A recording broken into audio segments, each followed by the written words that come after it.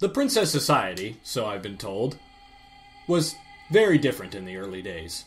The society was formed around 2003 by a small collection of gamers, all of whom had seen the princess at some point. Apparently, it grew out of a discussion on GameFAQs, where one poster excitedly recounted his experience with a strange glitched character model, only to be amazed that a couple others had seen the exact same thing in several other games. At first, they assumed this was some sort of Easter egg, a bit like the Wilhelm scream. Game designers were putting this model into the code of various games as a joke, but the stories were too elaborate for something like that. Moreover, the way this character appeared was never quite the same, even in the same game. As more and more stories were added, it became clear that this character calling herself the princess had more to her. Whether or not she was alive, no one was certain, but what was certain was that more investigation was needed. This handful of gamers opened the Princess Society board for a single purpose: to perform experiments regarding the princess phenomenon and record any findings. Members would play games obsessively in the hopes of drawing the princess out. Then, upon encountering her, they would invariably chicken out and turn the game off before giving an exaggerated account of the night's events to their fellow society members. No rules were being written and nothing was really getting cataloged. It was all done in the spirit of fun, like kids saying Bloody Mary in a mirror or something. More than any sort of investigation, they were doing it for the thrill. But all this was before they knew the princess could kill people. As the group became closer and closer friends, they started to reveal more about themselves to each other. Real names came out, ages, genders, and even the cities in which they lived. Eventually, two society members realized they lived very close to each other, within walking distance, in fact. No two society members had ever met in real life before, so this was treated as an exciting new possibility. What would happen if two members played a game together to try to draw the princess out? They could provide each other with moral support as well as a little strength in numbers. While the princess had never exhibited any true hostility, there was always a vaguely unsettling quality to her appearances. So it was agreed that two people working together were the best way to attempt deeper communication with her, just for safety's sake. We'll call these two society members Adam and Brian. The plan was simple. Brian would go to Adam's house one afternoon with a stack of N64 games. The two of them would play game after game in a stack until the princess eventually showed herself. And, this being the important part, they would not chicken out. They would not shut off the game, and they would keep each other calm and allow the game to run. Even if the screen froze or got filled with garbage, they were prepared to leave it on to see if there was something on the other side. Anticipation grew as the day approached. The society was convinced that everything would be revealed with this experience. No one knew how the princess would react to such different confrontation, but everyone wanted to know. Adam mentioned that he was going to keep a knife handy in case anything went wrong.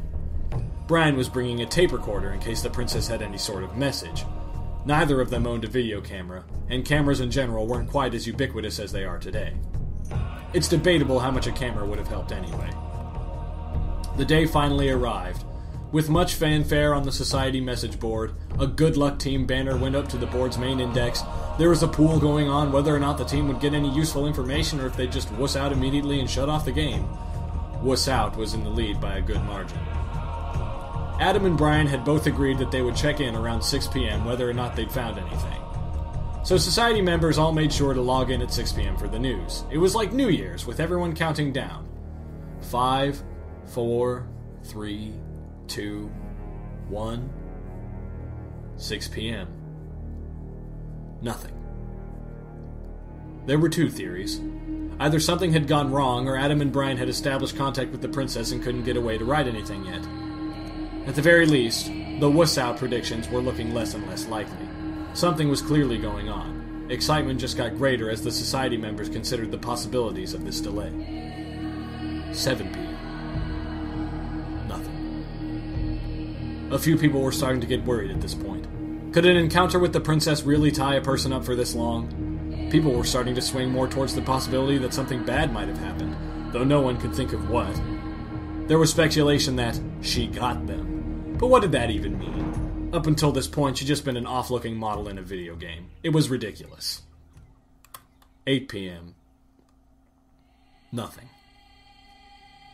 It was around this time that a RIP Adam and Brian thread was made on the board as a joke. I think people wanted to laugh at it because they didn't want to consider what was on the backs of all their minds. Fake eulogies were said. Jokes about how Adam should have kept an NES zapper on him were made. People were starting to get desperate for distractions while they waited for some sort of news. And they waited long. They waited until midnight. Actually, they waited for a week and a half. Midnight of that night was just when most of them logged off. Ostensibly, it was to go to sleep. But I doubt any of them slept well that night.